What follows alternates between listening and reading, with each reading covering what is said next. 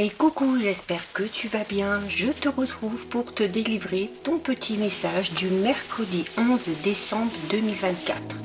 Le mercredi, tu le sais, c'est un message spécial domaine relationnel sentimental. Ça reste un message général, donc c'est possible que ça ne te parle pas.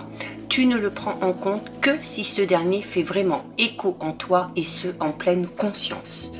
Je te rappelle également que tu peux me rejoindre sur mon compte Instagram ainsi que sur ma chaîne YouTube, le 6e sens de G.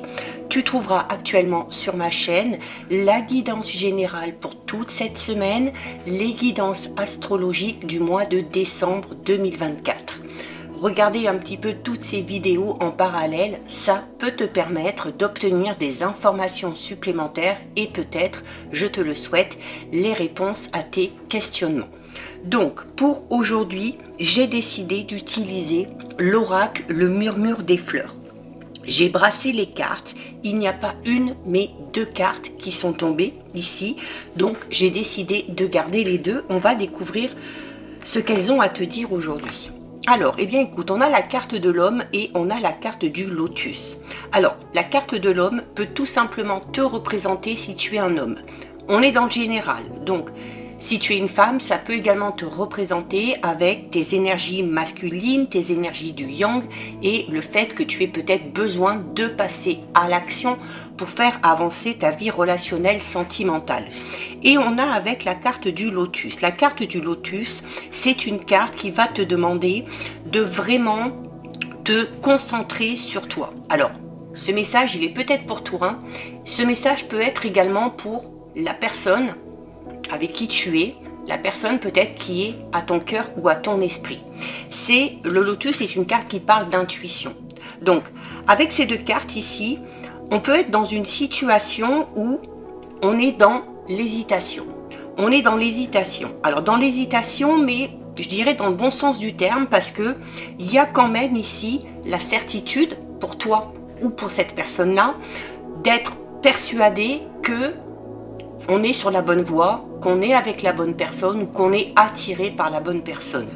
Mais il y a encore des blessures, des souffrances en lien avec des relations passées qui empêchent un petit peu de franchir un cap.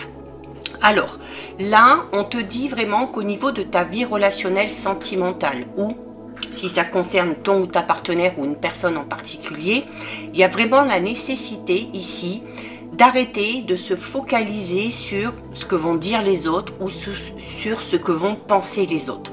Il y a également ici une personne, toi ou cette autre personne, qui est peut-être actuellement dans une sorte de bataille, de petite guéguerre entre son mental et son cœur. C'est-à-dire que le cœur pousse à aller vers cette personne-là, mais d'un côté, le mental qui est un petit peu géré par l'ego, amène ses peurs, ses craintes et ses doutes.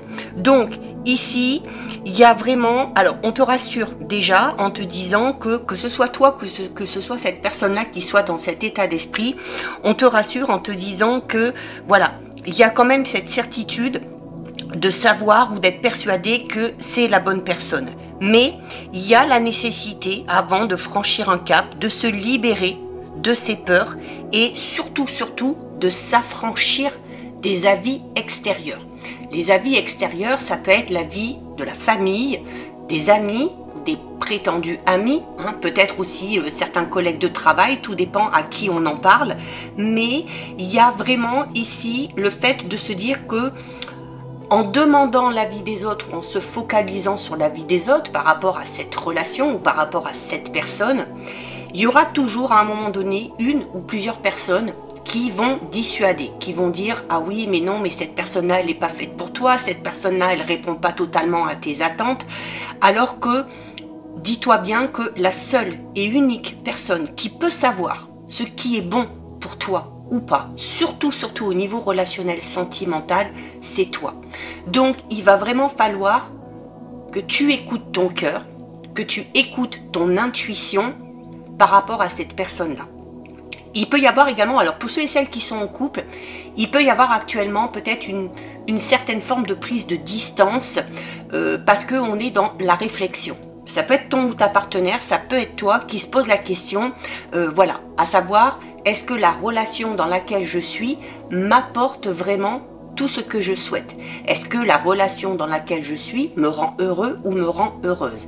Et là, il y a vraiment la nécessité d'être totalement transparente et honnête envers soi-même et envers cette personne-là, surtout quand il est question de sentiments, d'accord? Alors oui, on peut donner des conseils bienveillants, mais ça reste quand même quelque chose d'extérieur. En fait, les conseils que vont donner les personnes extérieures, c'est le reflet de leur propre peur à eux, hein, et de leurs propres limites.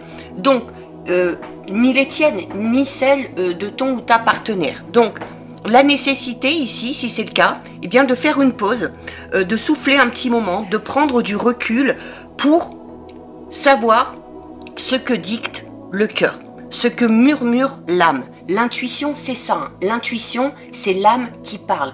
Et je le dis toujours, l'intuition, c'est ton meilleur allié. Ta meilleure alliée. Elle ne te trompera jamais. D'accord? Donc, on ne cherche pas ici à influencer qui que ce soit, quoi que ce soit. On se laisse le temps, on laisse le temps à cette personne-là de faire ce petit travail qu'il y a à faire sur soi avant de passer à l'étape suivante. Si tu es célibataire et tu as une personne à ton cœur ou à ton esprit, ça peut parler de cette personne-là. Si tu viens peut-être aussi de rencontrer quelqu'un sans qu'il y ait vraiment de relation, il y a, avant de te lancer, il y a peut-être ces questions-là à se poser, d'accord? À savoir si cette personne-là est la bonne, voir ce que cette personne-là réveille en toi, d'accord? Tu as sûrement acquis assez d'expérience de par tes relations passées pour comprendre que toi seul, c'est ce qu'il y a de mieux pour toi. D'accord?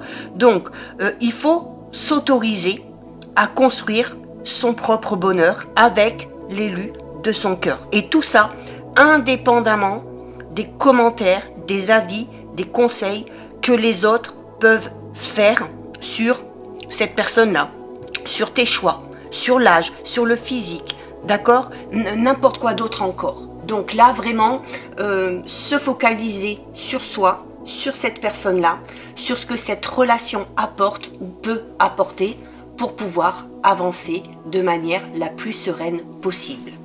Donc voilà pour toi, pour ton petit message du jour. Si ça t'a plu, je t'invite à déposer un petit cœur.